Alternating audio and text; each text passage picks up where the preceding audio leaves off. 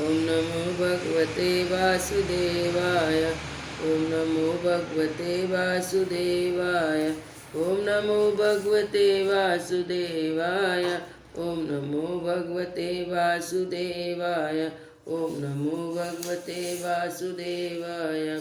नारायण नमस्कृत्य नरं चैव नरोत्तमं देवी सरस्वती व्यासं ततो जयमुदीरयेत्। नष्टप्रायेषु अभद्रेषु नित्यभागवत सेव्या भगवते उत्तम श्लोके भक्ति भवति नैष्टिकी। कृष्णाय वासुदेवाय देवकी नंदनाय च नंदगोपकुमाराय गोविंदाय नमो नमः। मूकं करोति वाचालं पंगुं लंघयते गिरिं यत्कृपातमहं वन्दे परमानंदं माधवम्। श्रीमद्भागवत महापुराण चतुर्स्कंध। महाराज पृथु का आविर्भाव और राज्याभिषेक। श्री मैत्रेय जी विदुर जी कहते हैं, विदुर जी सुनिए। इसके बाद ब्राह्मणों ने पुत्रहीन राजा बेन की भुजाओं का मंथन किया। तब उनमें से एक स्त्री पुरुष का जोड़ा प्रकट हुआ। ब्रह्मादि ऋषि उस जोड़े को उत्पन्न हुआ देख और उसे भगवान का अंश जान बहुत प्रसन्न हुए।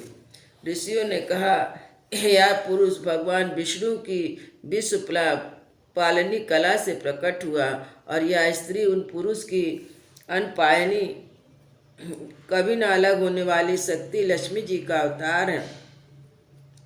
इनमें से जो पुरुष वह अपने सुयश का प्रस्थान विस्तार करने के लिए परम यशस्वी पृथु नामक सम्राट होगा और राजाओं में ही सबसे पहला होगा। यह सुंदर दांतों वाली एवं गुण वाली और आभूषण को विभूषित करने वाली सुंदरी इस पृथ्वी को ही अपना पति बनाएगी। इसका नाम अर्ची होगा। पृथु के रूप में साक्षात श्रीहरि के अंश ने ही संसार की रक्षा के लिए अवतार लिया है। अर्ची के रूप में निरंतर भगवान की सेवा में रहने वाली उनकी नित्य सहचरी श्री लक्ष्मी जी ही प्रकट हुई है। मैत्रेय जी कहते हैं, विदुर जी सुनिए। उस समय ब्राह्मण लोग पृथु की स्तुति करने लगे। शेष गंधर्वों ने गुणगान किया, सिद्धों ने पुष्पों की वर्षा की, अप्सराएं नाचने लगी, आकाश में शंख, तुरही, मृदंग, धुंदंबी आदि बाजे बजने लगे। समस्त देवता, ऋषि, पितर अपने अपने लोकों से वहां आए। जगत गुरु ब्रह्मा जी देवता और देवसुरों के साथ पधारे। उन्होंने बेन कुमार पृथु के दाहिने हाथ में भगवान विष्णु की हस्त रेखा और चरणों में कमल का चिन्ह देखकर उन्हें श्रीहरि का ही अंश समझा, क्योंकि जिसके हाथ में दूसरी रेखाओं से बिना कटा हुआ चक्र का चिन्ह होता है वह भगवान का ही अंश होता है।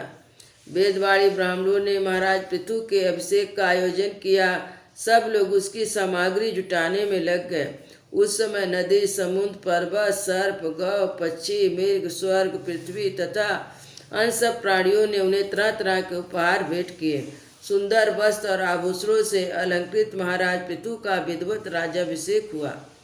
उस समय अनेकों अलंकार से सजी हुई महारानी अर्ची के साथ भी वो दूसरे अग्नि देवता के सदृश जान पड़ते थे। वीर विदुर जी मैत्रेय जी कहते हैं, उन्हें कुबेर ने बड़ा ही सुंदर सोने का सिंहासन दिया। वरुण ने चंद्रमा के समान श्वेत प्रकाश में छत्र दिया, जिसमें निरंतर जल की फुलियाँ झरती रहती थी।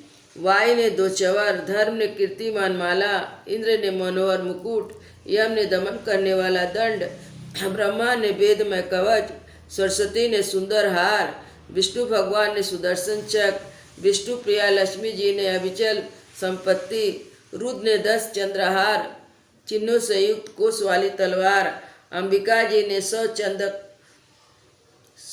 चंदकार चिन्हों वाले ढाल, चंद्रमा ने अमृतमय अश्व, विश्वकर्मा ने सुंदर रथ, अग्नि ने बकरे और गौ के सिंहों का बना हुआ सुदृढ़ धनुष, सूर्य ने तेजोमय बाण, पृथ्वी ने चरण स्पर्श मात्र से अभिष्ट स्थान पर पहुंचा देने वाली योगमाय पादुकाएं, आकाश के अभिमानी देवताओं ने नित्य नूतन पुष्पों की माला, आकाश विहारने सिद्ध गंधर्वों ने नाचने, गाने, बजाने और अंतर ध्यान हो जाने की शक्तियाँ, ऋषियों ने अमोघ आशीर्वाद, समुद्र ने अपने से उत्पन्न हुए शंख, तथा 7 समुद्र, पर्वत और नदियों उनके रथ के लिए बेरोटोक का मार्ग उपहार में दिए। इसके पश्चात सूत मागध बंदी जन उनकी स्तुति करने के लिए उपस्थित हुए। तब उन स्तुति करने वालों का अभिप्राय समझकर बेनपुत परम प्रतापी महाराज पृथु ने हंसते हुए मेघ के समान गंभीर वाणी में कहा। पृथु ने कहा, सौम्यदूत मागध और बंदीजन, अभी तो लोक में मेरा कोई भी गुण प्रकट नहीं हुआ, फिर तुम किन गुणों को लेकर मेरी स्तुति करोगे। मेरे विषय में तुम्हारी वाणी व्यर्थ नहीं होनी चाहिए, इसलिए मुझसे भिन्न किसी और की स्तुति करो।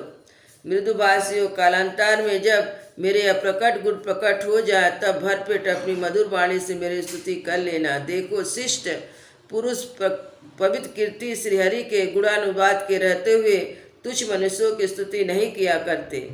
महान गुणों को धारण करने में समर्थ होने पर भी ऐसा कौन बुद्धिमान पुरुष है जो उनके ना होने पर भी केवल संभावना मात्र से स्तुति करने वाले द्वारा अपनी स्तुति कराएगा। यदि यह विद्याभ्यास करता तो उसमें अमुक अमुक गुण हो जाते।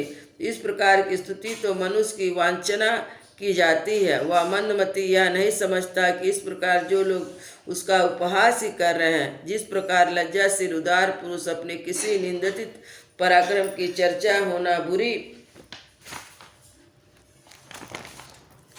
समझते हैं, उसी तरह लोक विख्यात समस्त पुरुष अपनी स्तुति को भी निंदित मानते हैं।